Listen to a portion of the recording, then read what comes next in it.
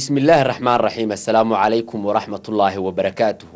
نبض وضيال لمانتين با كسو دوادا برامج gaar kusoo qaadi doono dhacdooyinkii ugu waaweynaa ee Soomaaliya iyo sanadkii tagay ee 2009ka. Waxaan barnaamijkani aanu ku qoraansan doonaa ama diiradda ku saari doonaa dhacdooyinka kooban oo kuwii ugu waaweynaa ee sanadkii tagay Soomaaliya ka dhacay. Aynu ku bilownay sanadkii tagay Soomaalida waxa uu ugu bilaabmay qaab wanaagsan. wuxuuna ugu bilowday rajo wanaagsan oo ay ka qabaan iyo yididiilo laga qabo in dalku uu isbedelo kadib markii Ethiopiaanku ay ballan qaadeen inay dalka ka baxayaan. sidoo kale madaxweynihii hore ee Soomaaliya Cabdullaahi Yuusuf Axmed ayaa iska casilay xilka madaxtinimada kadib markii beesha caalamku ay cadaadis saartay 29 December sanadkii 2008 oo ay laba maalmood ka dhimanayd sanadkii cusub ee aynu ka soo gudubnay ayaa waxa uu madaxweynihii hore ee Soomaaliya Cabdullaahi Yuusuf Axmed magaalada Baydhabo baarlamaanka hortiisa uu isaga wareejiyay xasaanadii madaxweynenimo waxaana uu baarlamaanka u sheegay in uu iscasilay. intaas kadibna waxa uu madaxweynuhu diyaarad u soo raacay magaalada Garowe ee caasimadda dowlad goboleedka Puntland. halkaas ayaana si wanaagsan oo xadka ka baxsan loogu soo dhaweeyay madaxweyne Cabdullaahi Yuusuf Axmed. imaatinkii Cabdullaahi Yuusuf ee dowlad goboleedka Puntland waxa uu ku soo beegmay xilli wanaagsan maadaama xilligaasi doorasho madaxtinimo Puntland ay ka dhimanay toddobaad oo kaliya waxaana Cabdullaahi Yuusuf loo arkayay oday Puntland aad looga ixtiraamo oo murashaxiin badan oo u jidbaysnaa kursiga madaxtinimo Puntland haddii ay waayi lahaayeen laga cabsi qabay inay dib geystaan. Cabdullaahina waxa loo arkayay saciim aan hortiisa waxaas lagu samayn karin. haddaba toddobaad kadib markii Cabdullaahi Yuusuf Axmed xilka madaxtinimada iska casilay ayaan kula kulmay magaalada Garowe ee caasimadda Puntland waxaana weydiiyay madaxweynihii hore ee Soomaaliya Cabdullaahi Yuusuf Axmed sababaha uu xilkaasi isaga casilay iyo waliba waxa uu filayo Soomaaliya inay ku dambayso. anigu waxaan soo casilay laba arrimood. waa mid 4 sanadood iyo 2 bilood iyo bar baan madaxweynenimo ku shaqeeyay koonfur jowhar iyo Baydhabo iyo Muqdisho aan soo maray. intaa waxaan doonayay sidii waddankaani uu ku heli lahaa nabad buuxda sidii qarannimadiisii iyo sovereignty-giisii ula soo noqon lahaa sidii midnimadiisii ula soo noqon lahaa deetana xilliga ku meel gaarka ahi markuu dhammaanayo sidii inta dastuurka loo diyaariyo cusub afti loogu qaado tira koob la sameeyo doorasho loo samayn lahaa iyadoo xisbiya ku tartamayaan ciidii ummadda Soomaaliyeed dooratana markaa xilka loogu wareejin lahaa. anigu sababahan u shaqaynayay oo u dadaalayay taan bay ahayd qarankii Soomaaliyeed jiritaankiisii iyo midnimadiisii iyo xasiloonidiisii iyo amnigiisii iyo hal badbaadiyay baan anigu u shaqaynay program saasa. Soomaaliya isku baraam noqon weyday oo dad aan nabad rabin oo aan qarannimo rabin oo aan midnimo rabin oo dil iyo maaragtay dagaal iyo muran iyo iska soo horjeed iyo waxaan ahayn aan rabin oo badan oo Soomaaliya soo baxay. dadka Soomaaliyeed haddeen wadayna aniga waxa ii muuqatay koonfur jira inay adag tahay in si nabadgelyo ay nabad ku qaataan. hadda anna inaan maalin walba la dagaalo ummaddu u dhammaato oo magaciisa aan doonay maayo. maxaa yeelay intaan wax kordhin lahaa inay sii xumeeyo looma baahna mar haddayna ogolayn waxaan ugu doonayo ma khasbi karo. tan kale haatan waxay ahaan lahaydba waxaan filayaa faragelin tiro badan oo dibadeed way jireen. dadkuna waa kala gaar oo nina way iska yaalaa in loo taliyo xataa ogol yahay nina wadanimada iyo baalle weyn iyo qarannimada ummadda Soomaaliyeed oo ma ogola malahan uu dhaga adagoo yani qarannimadii daafacay oo faragelinta diidaya noqday marka dad badan oo ajnabi aan isku dhacnay way jireen hayeeshaan waxaan magacay idin sheegi maayo maxaa yeelay waa goor hore hadeer mustaqbalka taariikhda qortaa fiican waxaan soo casilay oo sababu ku waaway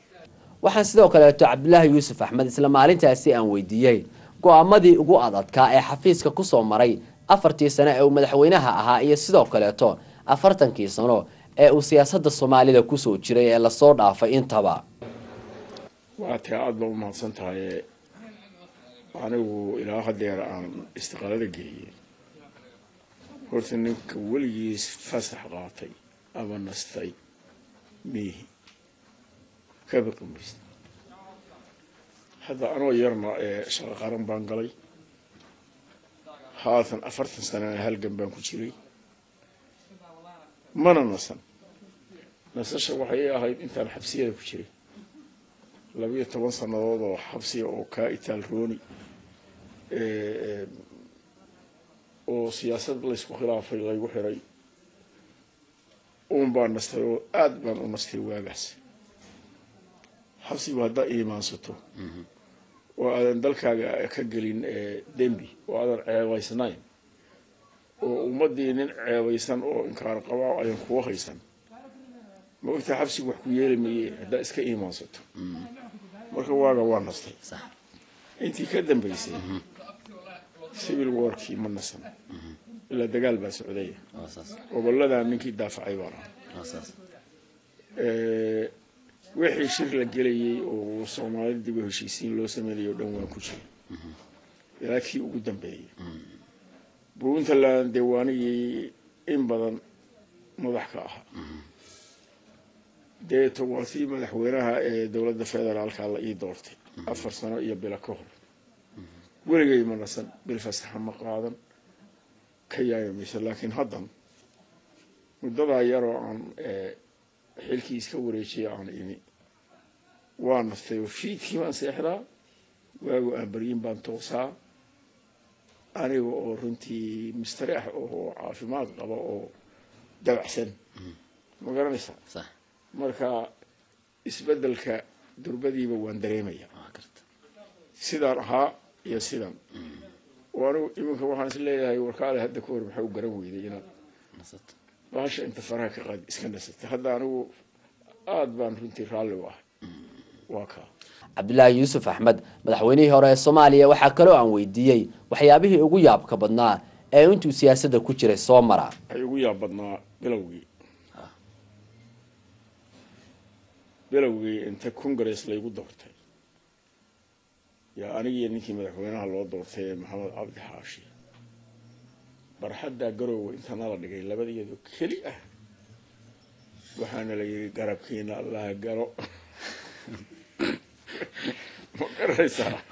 gart bishii koowaad ee isla sanadkeenu ka soo gudubnay ee 2008 bishiisii koowaad waxaa Puntland ka dhacay doorashooyin la wada sugayay waxaa isu soo taagay jagadaasi murashaxiin badan oo ilaa 9 gaadhay waa jagada madaxweynenimo waxaana aad looga cabsi qabay in doorashooyinkaasi ay rabshado ka dhashaan haddii ay murashaxiin jidbaysnaa ay kursiga madaxtinimada waayaan hase haatee taasi waxay soo afjarantay kadib markii doorasho lagu tilmaamay inay dimuqraadi ahayd lagu doortay madaxweyne Cabdiraxmaan Maxamed Farole oo madaxweynaha xilligan Puntland hogaamiya waxa halkaasi xil wareejin ay ku dhaxmartay madaxweynaha cusub ee la doortay iyo madaxweyne ku xigeen loo doortay generaal ka tirsanaa ciidanka daraawiishta Cabdisamed Cali Shire waxaana xilka la kala wareegay madaxweynihii hore ee Puntland generaal Maxamuud Muuse Xirsi Cadam Muuse iyo ku xigeenkiisii Xasan Daahir Maxamuud iyo labada madax ee la doortay madaxweynihii hore ee Puntland generaal Cadam Muuse ayaan haddaba kala sheekaystay isla bishii koowaad ee sanadkeenu ka soo gudubnay qaabka uu arko doorashada Puntland sida ay u dhacday 11 kaasina dimuqraadiya ayaa jirtay inta 3 jeer ba election ka dhacay mid la arko si khayr buu ku dhamaaday ayaantii dhoweedna electionka nabadgelyadii waa xaqiijinay shacbiga iyagu arkay inaan u nahay matuur loo noqday in dimuqraasiya la sameeyo iskuma aanan dhijin xukunka sidii dimuqraasiyada loo sameeyay aad iyo aad waxaan ugu faraxsanahay siday u dhacday dawladda cusubna waa iyo madaxweynaha cusub waxaan u hambalyeynaa shaqadii inay sidood u wadaan gacanna waa siinayna diyaar baan u nahay maxaa jira danta ugu weyn waxa weeye in Puntland shicbi ahaan dhul ahaan inay nabad ku noolaato Puntland ilaahay wax fiican buu siiyey marka wuxuu u baahan yahay kaliya nabad marka taas anigu saasaan ugu farxay runtii waxaan sidoo kale madaxweynihii hore Puntland General Maxamuud Muuse Xirsi Cadde aan weydiiyay waxyaabaha uu kula dardaarmayo shacabka Puntland iyo guud ahaanba kan Soomaaliyeed aan u sheegay waxa weeye Soomaaliya oo dhan waxa ugu weyn waa nabadgelyo shicbiga Soomaaliyeed dagaal waa dagaalanay dhibaato dhacday kumanyaal qof baa naga dhintay kumanyaal baa hadda dhaawaca marka midda kaliya aan u sheegayo horumar waxa lagu gaarayaa waa haddii nabad la helo shicbiga nabadda ka shaqeeya dhulkeena khayraad weeye hadda adduunka Afrika oo dhan meel la arko baa mashtarig u waaweyn innaga leh meel kasta aad aragtid waxa leeyahay intaas oo Soomaaliya dhaqaale iyo wax ku leh shicbiga banaanka jira ana waxaan ku talinayaa inay wadan ku soo noqdaan wadankeennii baa khayraad ka jira wuxuu u baahan yahay in maalgashi lagu sameeyo marka tan ugu weyn waa nabad in la helo qabiilada isdiriraya in la joojiyo midda kaliya u sheegay waxa shicbiga Soomaaliyeed qabiilku waa dan la isku gaaro ninka madaxda aanka anagu ku jirno siyaasadda markuu awrkaana ku kacsanaa laakiin danta ninna ku danayn maayo nin la arka interest buu wata interestkeenu ha noqdo Soomaaliya wanaagsanaata isbitaaladii tacliintii anagu waxaan ku soo baranay tacliinta waxaan ku soo baranay dawladda naga bixin jirtay maanta caruurteena hooyadii oo dadaalaysa laakiin awood ay ku bixiso male haddii nabad la helo waxaas oo dhan waa la helaya aniga tan ugu weyn waxa weeye in nabadda laga shaqeeyo intaasaan shicbiga warsanaya isla bishii koowaad ee sanadkeenu ka soo gudbnay 31keedii magaalada Djibouti ee Jamhuuriyadda Djibouti waxa madaxweynaha Soomaaliya loogu doortay Sheekh Shariif Sheekh Axmed oo gudoomiye u ahaa garab kamid ah garabyadii ka soo horjeeday dawladda ku meel gaarka ee Soomaaliya ee u kala jabay garabkii Asmara iyo Djibouti oo awal ku midaysnaa haysiga dib u xoreynta Soomaaliya Sheekh Shariif Sheekh Axmed doorashadiisaasi waxa ay ku soo beegantay iyadoo beesha caalamku ay doorashadaasi si weyn u gardaadinaysay waxa uu isna ra'iisul wasaare u magacaabay Dr. Umar Cabdirashiid Cali oo aabihiis uu horay madaxweyne uga soo ahaa Soomaaliya waxa la islahaa dhibaatooyin badan oo Soomaaliya ka dhacay ayaa xilligaasi qaboobaya maadaama islaamiga qunyar socda loo doortay jagada madaxweynenimo ee Soomaaliya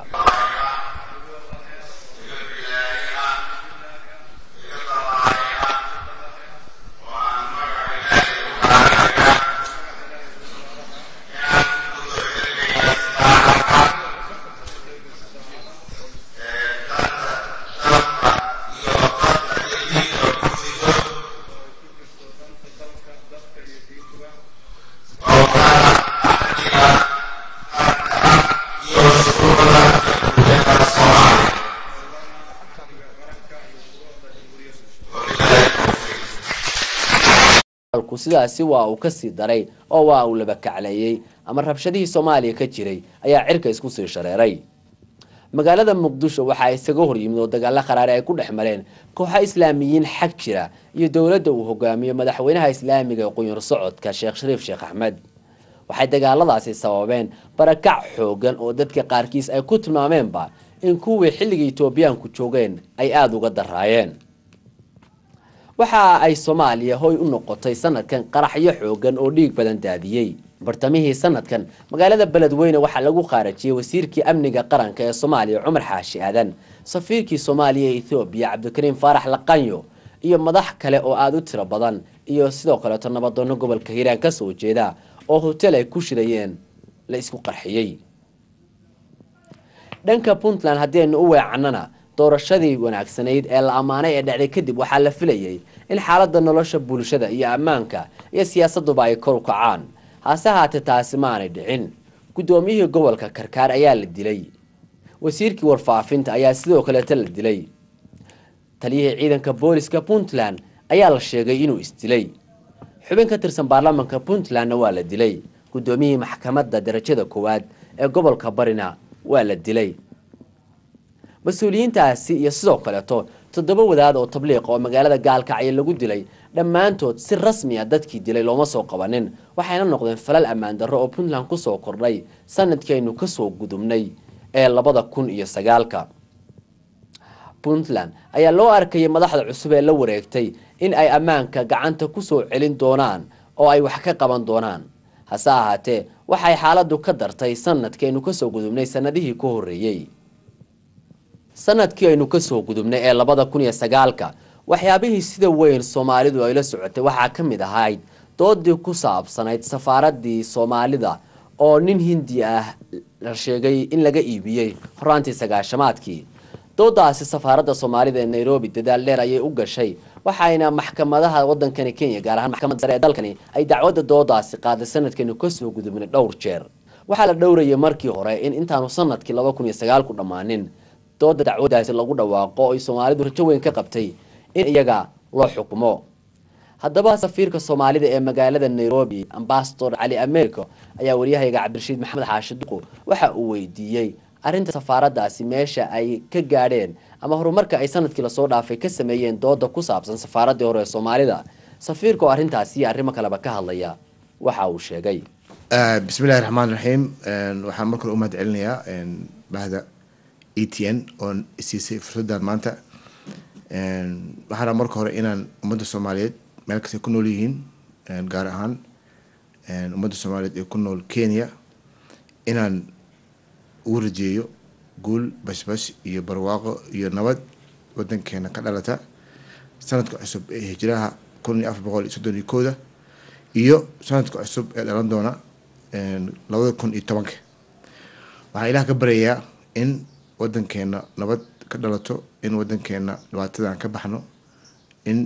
dadka masaakiinta ah ee qaxootiga ah ee jooga xuduudada Soomaaliya iyo especially xuduudka Kenya iyo Soomaaliya in ilaahay mataqaanaa in ka dhigo in waddankeena ay ku laabtaan dhulkooda ay ku laabtaan guryahooda ay ku laabtaan marka labaad waxaan rabaa inaan halkan kaga faa'iideysto oon xogaa yar aan tafatir ka baxsho waxyaabihii ay safaaradda Soomaaliyeed ee Kenya xafiiskeeda hadda ka furan Nairobi aan qabanay waxaa rabaa inaan ugu horeysiiyo waxyaabihii ugu weynaa aan isku taxaluujinay waxay ahayd sidii aan dacwadii aan u furnay gurigii safaaradda Soomaaliyeed ee aan ku lahayn Nairobi kaasoo dacwadeeda soo socotay ilaahay mahadiis ka sokow waxaa noo suurta gashay in la bilaabo ama keeskii la dhageysto markii ugu horeysay ilaa iyo markii dacwadaas la furay ama keeskii la geeyay maxkamadda la geeyay 1995 keeska 2 jeer ayaa la dhageystay qaadiga uu dhageystay markii ugu dambeysay waxaa soo gashay fasaxii Christmaska iyo sanadka cusub balanta ugu horeysa hadda noo qabtay waxa weeye February 23keeda 2010 labada maalmood meeshii maxkamaddii markaan tagnay maalin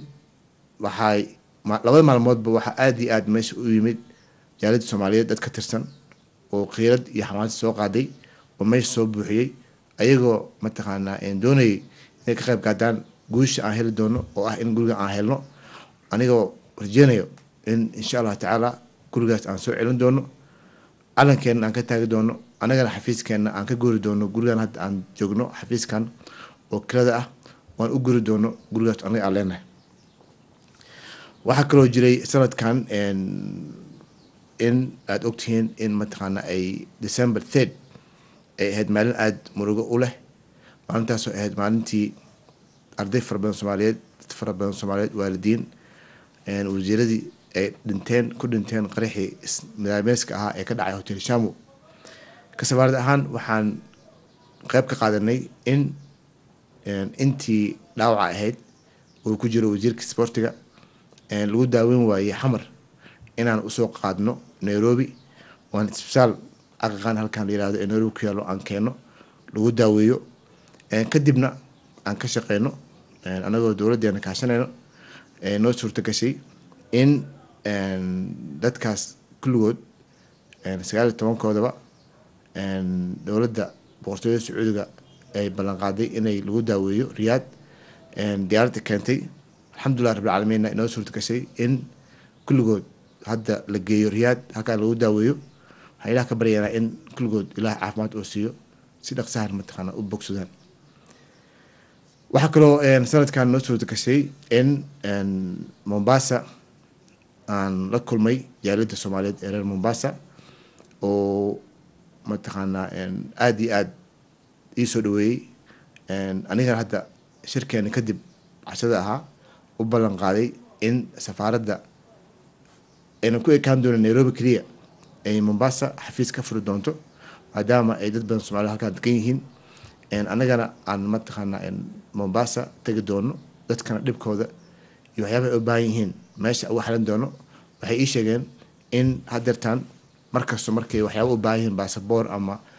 waraaqo kale ay usoo safraan Nairobi taasna waan ka cudur daartay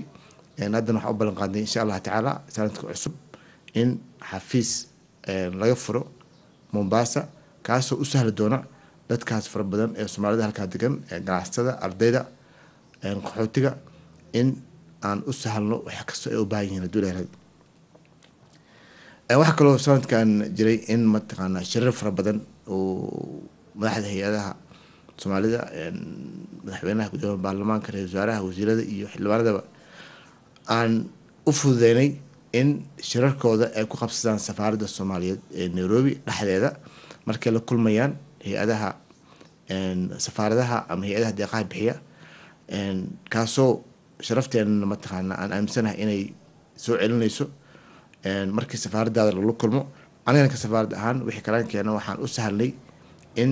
halkan ay shirarkaas ka dhacaan taasoo ahayd mid aad iyo aad aan mataqaanaa u wanaagsaneyd ugu dambeystii waxaa nala soo xiriiray gabar Soomaaliyeed hooyo Soomaaliyeed oo laba gabdhood oo aad u qurux badan mataa ku dhashay Mombasa 14 bilood ka hor gabdhahaasoo hayay Siamese twins ama mataano isaga dhigsan caloosha markii dhibkeedii aan ogaanay waxaa kaloo la soo xiriiray Cabdi Muuse Maxay oo degan Minneapolis oo arrimahan mataqaan aad iyo aad ugu shaqeeyo ilaahay khayr ka siiya waxaan soo booqday isbitaalkii gabdhihii aan soo arkay maasha Allah waa aad baan ugu xumaaday mataqaanaa alxamdulillah waa gabdho yar oo qurux badan oo cayaaraya haddana dhibka heesa aad arkaysid caloosha isaga dhigsan waan iska din karin mataqaanaa aad iyo aad bay ii dhibtay waxaan la xiriiray dad fara badan oo Cabdi Muuse waxaa ka mid yahay iyo dad kale fara badan qaar baa la soo xiriiray oo ballan qaaday inay gacan geysanayaan inay gacan naga siiyaan sidii gabdhahaas lagu heli lahaa daawo lagu heli lahaa qaliin dibadda ah gabadha masaakiinta ahaydna iyada iyo odageedaba ninkeeda waxay degan yihiin Mombasa waxay leeyihiin carruur kale dhibkeeda kale noo sheegtay waxay ahayd in ay ilmihii kaga tagtay isbitaalka sababtoo ah ayna qaadan karin ilmaheedii sababtoo ah lacag in lagu leeyahay haddeertaan isbitaalkii waxaan kala hadlay in hooyadaas ilmaheeda ay u timaado ay booqato annagana ka safaarad ahaan lacagtaas aan aruurin doono safaaradda iyo dowladda gobolgaarka mataqaanaa in ay qashkaas xoogga saar doonto si loo bixin lahaa dadka Soomaaliyeed masaakiinta dadka Soomaaliyeed waxaan ka cunsan lahaa special kuwa jooga qurbaha inay gacan geystaan ilmahaas sidii loogu bixin lahaa bilka lagu leeyahay iyo dowladda loo diray dibadda in qayb ka qaataan hadda alxamdulillah waxaan ka shaqeynay in gabadhaas iyo carruurteeda aan isu keeno ay arki karto insha Allah waxaan rajeynaynaa in maalmaha socdana qarashka lagu leeyahay aan ka bixino si ay reerkaas u tagaan mid ugu dambeys oo ah inaan ka shaqeyno in loo qaado dibadda la daaweeyo gabdhahaasna matanaha ay suurta gasho insha Allah in la qalo ay iyagana mataqaanaa si midba mid kale mataqaanaa caafimaad u helato mid kastoo oo si kaliya u socon karo taas ayna kabrina marka kama dambeystii anoo ma celinayo warbaahinta ETN waxaa ilaah ka baryaa in wadankeena uu nabad iyo barwaaqo ilaahay noo keeno dhibka ilaah naga qaado waxaan aaminsanahay in dhibka Soomaaliya haya lagu bixi karo ilaah bariyo ka sokow in Soomaaliya isku timaado Soomaaliya ay tashato Soomaaliya ayaa xal ka arinta ama dhibka Soomaaliya magaalada Muqdisho ee caasimadda wadanka Soomaaliya waxaa dhamaadkii sanadkan ka soo gudubnay qaraxyo xoogan loo geysay ciidamada nabad ilaalinta Afrika ee AMISOM waxaa ciidamadaasi isku qarxiyay kooxo isa soo miidaamiyay oo walxaha qarxa intay gawaari isku soo xireen xarumaha ay ku leeyihiin garoonka Muqdisho iyo meelo kale isku qarxiyay ciidamo badan oo taliyaal ay ku jiraan ayaa sidoo kale dhintay laakiin qaraxyadaas oo dhankii ugu naxdinta badnaa waxa uu ahaa kii hotel Shamo ka dhacay kaas oo lagu dilay arday qalin jabinaysay oo aad u tiro badnayd xubno ka tirsan golaha wasiirada Soomaaliya dhaqaatiir iyo waliba madax kale waxaana qaraxaasi urkutaal ku reebay shacabka Soomaaliyeed guud ahaan qaraxaasi Soomaalida sanadkeenu ka soo gudubnay u gabagabeeyay oo bishii December 3 dhacay Soomaalidu aad bay uga argagaxday qurba joog iyo dal joog intuba way ka naxeen fanaaniinta Soomaaliyeed ayaana heestan aynu barnaamijka ku soo gabagabeynayno ka sameeyay oo ka qaaday qaraxii naxdinta badnaa ee hotel Shamo